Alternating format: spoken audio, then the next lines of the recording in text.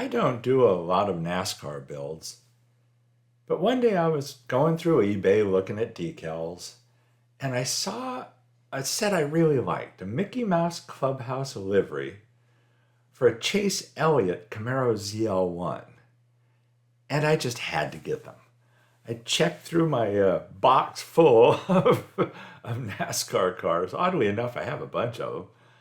And fortunately, I did have a Camaro ZL1 casting, so I had to get the decals. Now, I hate to admit that I've had these decals at this point for over a year, and this casting, I took it apart and stripped it.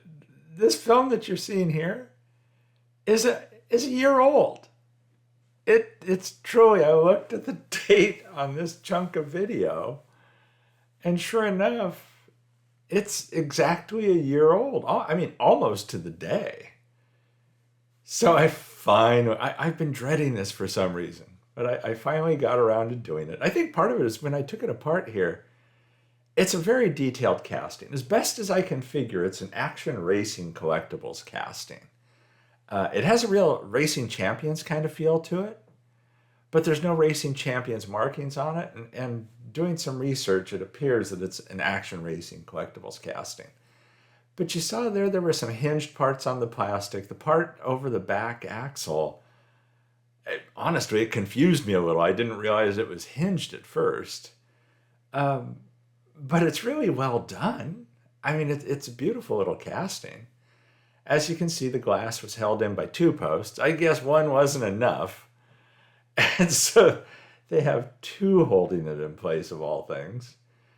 And as I quickly discovered after drilling it, not only do the two posts hold it in place, but the back windows, as you see there, the rear side windows, also kind of lock in a way. They are also holding that in place. So the glass, man, that glass isn't going anywhere.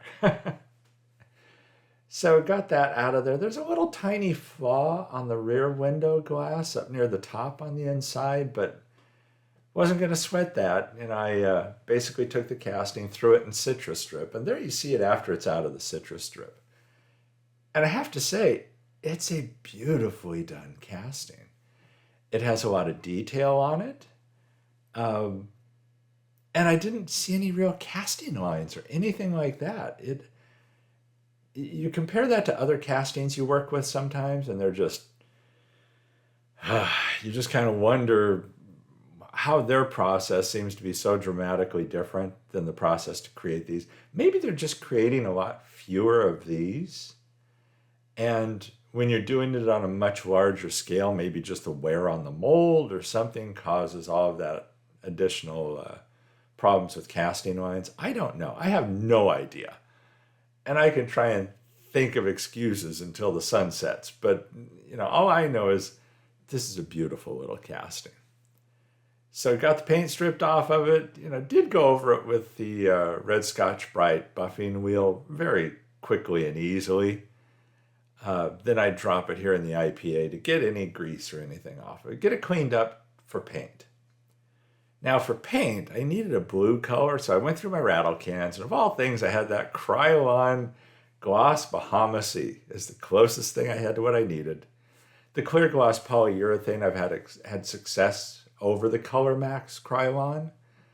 The Color Max Krylon can be temperamental when you clear over it, so I wanted to use something I knew would work. Now the decals. Ah, yes.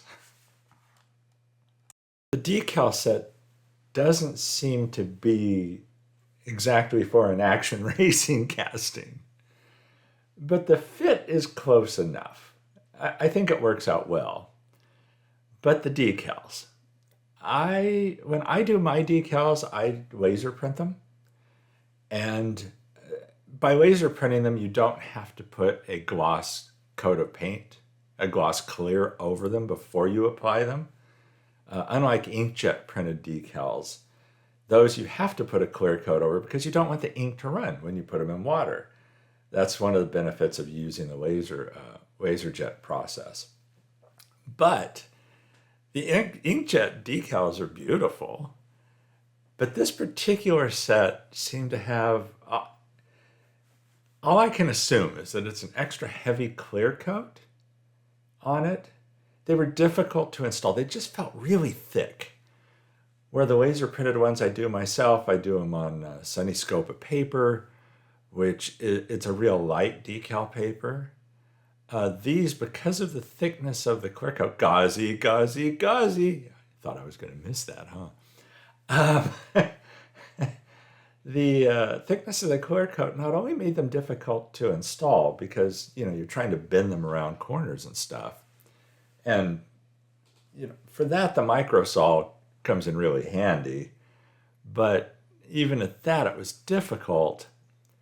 And at the same time, it makes them somewhat brittle. Particularly very small decals. So it all worked out well. There you see the decals I put on the glass of the car. Those, after they were applied, the clear coat of gauzy, it's like putting a clear coat of paint basically over it. I didn't clear coat paint the glass, but the gauzy adds that protective layer to those decals as well. The base is exceptionally well detailed on this casting. The interior is oddly lacking, but the base is incredibly nice. And so I had to take a silver Sharpie and at least pop some of that stuff out. And I'll just show you a little bit of it here. But I had fun detailing the base on this one because it is exceptionally well done. So that's basically all of the process. I did keep the original wheels because the Goodyear Eagles that Action Racing puts on it, I can't find anything better to put on them. They're perfect. The decal set I think worked out well. As I said, the sizing wasn't perfect for this particular casting, but me, I got this casting. I'm going to use it. I'm not going to turn around and buy one because it's fractionally different. And I can make things work. At least to where I can accept how they turned out. The glass, like I said before, with the two posts, I did, not that it was necessarily needed because of the way the rear windows lock that glass in place, but I went ahead and used the resin pin, and it's perfect for this kind of thing. I hit those two spots where the holes were drilled out on those posts, and then, I just cure it with the light from the pin. And that's it. In case you can't tell, I finally did change the battery on the pin. So it's a lot brighter than it's been in some previous videos. I was lazy and put off changing the battery, and I thought, man, it's simple enough to do. And it really is. And so I'm glad I did that. And Lord knows this is going to last for a while. So there you see, I'm happy with the paint. I'm happy with the clear coat. The decals wrapped well in the end. Again, thanks to Microsaw, and there's that back flap covering the back axle for the wheels. It's an interesting way of doing it. I wasn't sure that I liked it originally, but then when you fold that down, I do like the way it kind of holds it in place. So I guess no complaints in the end. I complain about too much stuff as it is. It does pop back together somewhat easily. It has a lot going on that base because of, the sides that fold up on the inside, the back axle part that holds it in place. But once you get it in there, it's a roller as well. You see the wheels turn because I didn't alter anything about that. So just throw the front and back screws in there. Again, it had front and back posts. There you see the detailing I did do on the base.